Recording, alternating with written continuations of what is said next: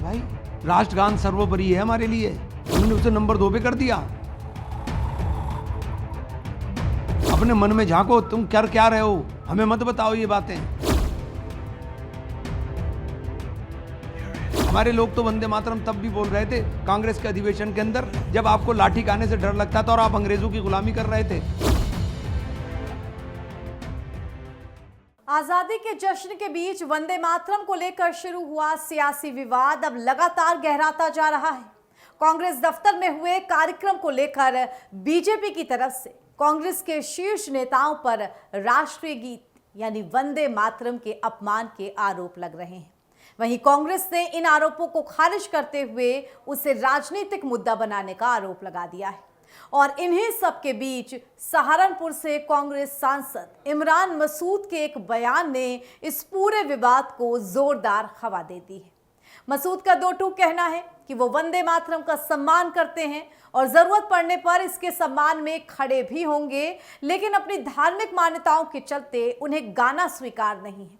वो किसी भी हालत में वंदे मातरम गाएंगे नहीं।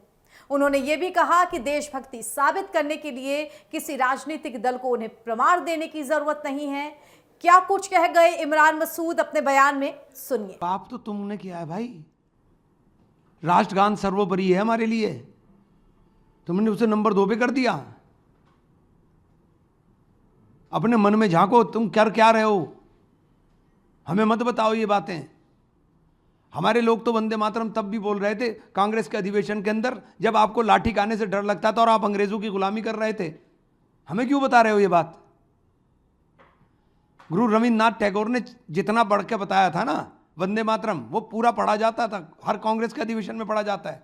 भैया आप पढ़ो ना, मेरा धर्म मुझे अपने धर्म के हिसाब से इबादत करने देगा ना। मैं किसी की वंदना इबादत नहीं कर सकता अल्लाह के सिवा।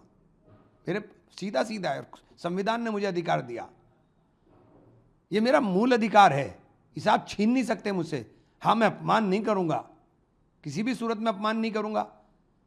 हम किसी दूसरे का अपमान कैसे कर सकते हैं? और ये जितने सूरमा भोपाली बता रहे हैं ना वंदे मातरम, इन्हें गवा के दिखाना, ये भाग जाएंगे। किसी को याद नहीं है, गा के दिखाओ ना, किसी दिन रेंडमली गवा देना, पता चल जाएगा इन्हें सूरमा भोपालियों का जितने प्रेम दिखा रहे हैं। ये राष्ट्रगान पूरा नहीं गा पाते सब लोग, कैसे कैसे लोग बने हुए हैं इनके अंदर, राष्ट्रगान नहीं गा पाते। ये मीडिया को दिए गए अपने इस बयान में कांग्रेस सांसद इमरान मसूद ने बीजेपी पर राष्ट्रीय गीत और राष्ट्रीय गान जैसे संवेदनशील मुद्दों को राजनीतिक बहस का हिस्सा बनाने का आरोप लगा दिया है।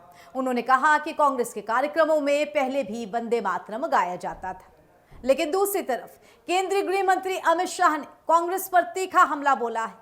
शाह ने आरोप लगाया कि स्वतंत्रता दिवस के कार्यक्रम के दौरान कांग्रेस दफ्तर में ही वंदे मातरम के गायन को रोकने का संकेत दिया गया था।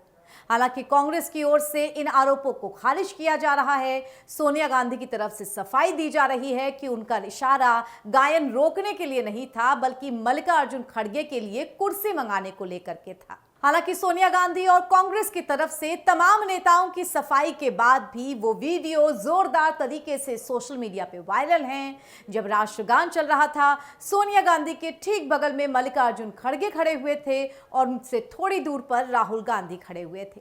इस बीच क्या कुछ होता है, सब लोग एक दूसरे को इशारा करते हैं, सोनिया गांधी रोकने का इशारा करती हैं। साफ पता चल रहा है कि राष्ट्रगान का सिर्फ एक पैरा नहीं, पूरा राष्ट्रगान गाया जाने लगा। इसी बात को लेकर के कांग्रेस नेताओं की तरफ से आपत्ति उठी। अब इसी वायरल वीडियो के बाद जब बात आगे बढ़ी है तो कांग्रेस नेताओं की तरफ से सफाई आ रही है और इस विवाद ने अब कानूनी रंग भी अपना लिया है। ओडिशा में बीजेपी युवा मोर्चा की ओर से सोनिया गांधी, राहुल गांधी और मल्लिकार्जुन खड़गे के खिलाफ पुलिस में शिकायत दर्ज की गई है। शिकायत में वंदे मातरम के कथित अपमान और उसके गायन में बाधा डालने के आरोप लगा दिए गए हैं।